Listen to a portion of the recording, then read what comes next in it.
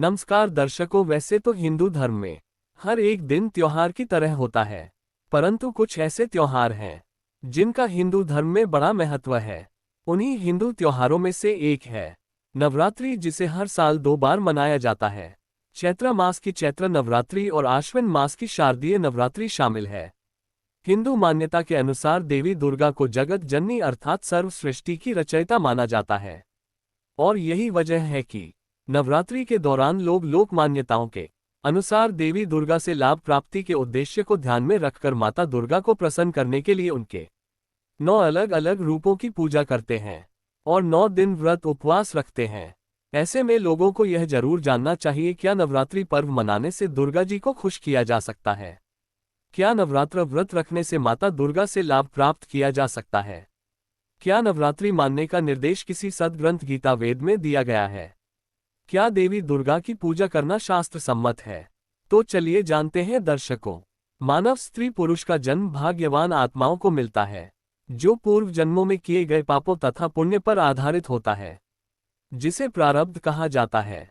इस बात को सब मानते हैं कि कर्म से सुख और कर्म से ही दुख होता है। वहीं हिंदू धर्म का प्रत्येक व्यक्ति जिसकी आस्था परमात्मा में है, वह मानता है कि धार्मिक शास्त्र चारों वेद श्रीमद् भगवद गीता परमात्मा का बनाया संविधान है।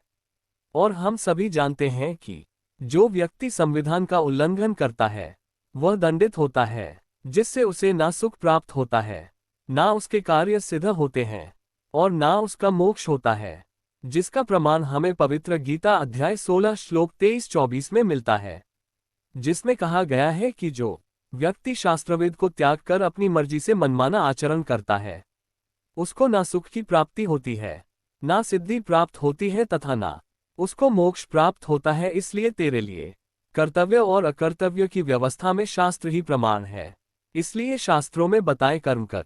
दर्शकों, प्रथम तो किसी भी प्रमाणित सद्ग्रंथ चारों वेद श्रीमद् भागवत गीता में नवरात्रि का उल्लेख नहीं मिलता है, जिससे ये शास्त्र विरुद्ध मनमाना आचरण होने से व्यर्थ है। दूसरा, गीता अध्याय 6 श्लोक 16 में कहा गया है, अर्थात ये योग अर्थात भक्ति नहीं अत्यधिक खाने वाले की और ना बिल्कुल ना खाने वाले अर्थात व्रत रखने वाले की तथा नहीं बहुत शयन करने वाले की तथा नहीं हट कर के अधिक जागने वाले की सिद्ध होती है, जिससे स्पष्ट है कि व्रत उपवास के लिए चारों वेदों के संक्षिप्त रूप गीता में मना किया गया है, जिसका मतलब है कि नवरात्र व्रत रखने से कोई लाभ नहीं हो सकता। वहीं संक्षिप्त गीता में मना किया गया है श्रीमद् देवी भागवत यानी देवी पुराण के 7वें स्कंद अध्याय 36 पृष्ठ 562-563 पर श्री देवी जी ने राजा हिमालय को उपदेश देते हुए कहा है। इससे स्पष्ट है कि माता दुर्गा जी अपनी पूजा करने के लिए भी मना कर रही हैं, और हिंदू धर्म में देखा देखी मनमाने ढंग से माता दुर्गा की पूजा की जा रही है, जो कि माता दुर्गा के भी आदेश की अवहेलना है। और इससे आप स्वयं विचार कीजिए, क्या दुर्गा जी के आदेश की अवहेलना करने से माता दुर्गा प्रसन्न हो सकती है? और क्या इससे लाभ मिल सकता है?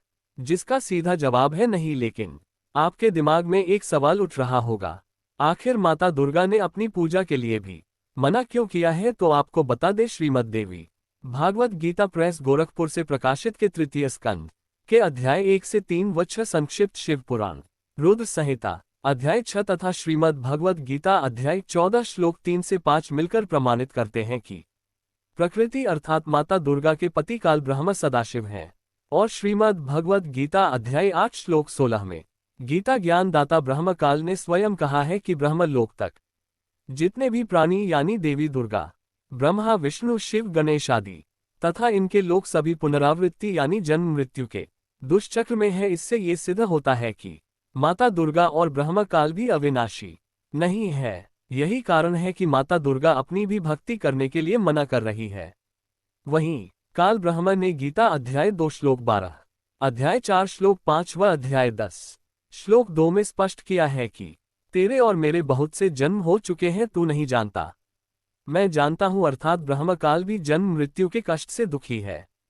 इसलिए श्रीमद्भगवद गीता अध्याय 7 श्लोक 29, अध्याय 8 श्लोक 3 में गीता ज्ञान दाता ब्रह्मा कहता है कि जो जरा अर्थात वृद्धावस्था और मृत्यु के कष्ट से छूटने का प्रयास करते हैं, वे उस परम अक्षर ब्रह्म को जानते हैं।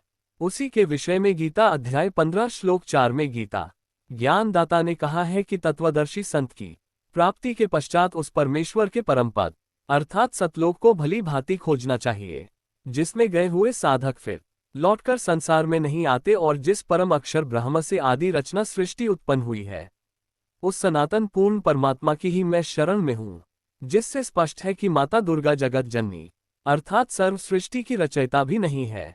वहीं गीता अध्याय 18 श्लोक 62 में गीता ज्ञानदाता ने कहा है कि उस परमेश्वर अर्थात परम अक्षर ब्रह्मा की शरण में जा, जिसकी कृपा से तुझे परम शांति और सनातन परमधाम यानी सतलोक की प्राप्ति होगी, जहां जन्म मृत्यु वृद्धावस्था तथा अन्य कोई कष्ट नहीं है।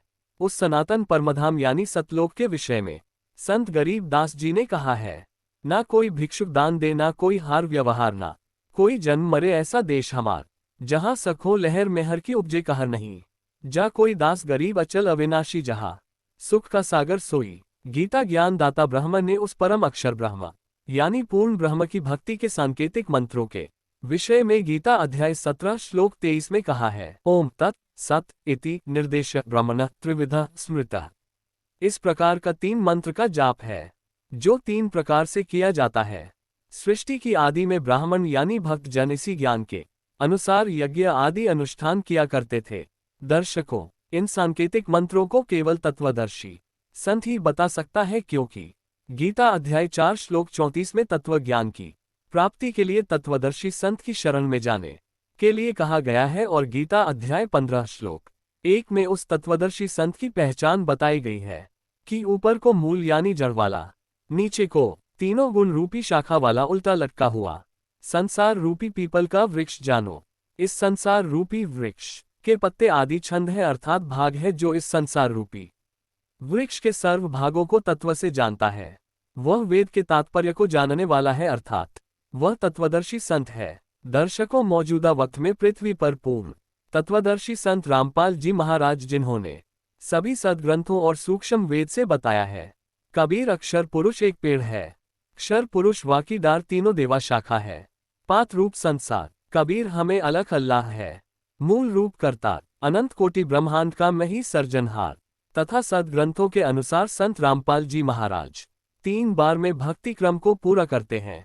शुरुआत में यहाँ के 5 प्रधान देवता ब्रह्मा विष्णु शिव देवी दुर्गा और गणेश के यथार्थ मंत्र देते हैं।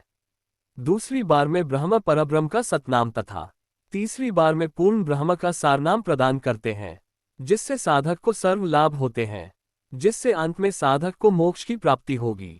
अतः आप सभी बिना समय गंवाएं शास्त्र विरुद्ध मनमानी क्रियाओं को छोड़कर तत्वदर्शी संत रामपाल जी महाराज जी से नाम उपदेश प्राप्त कर अपने मानव जीवन का कल्याण करवाएं। धन्यवाद।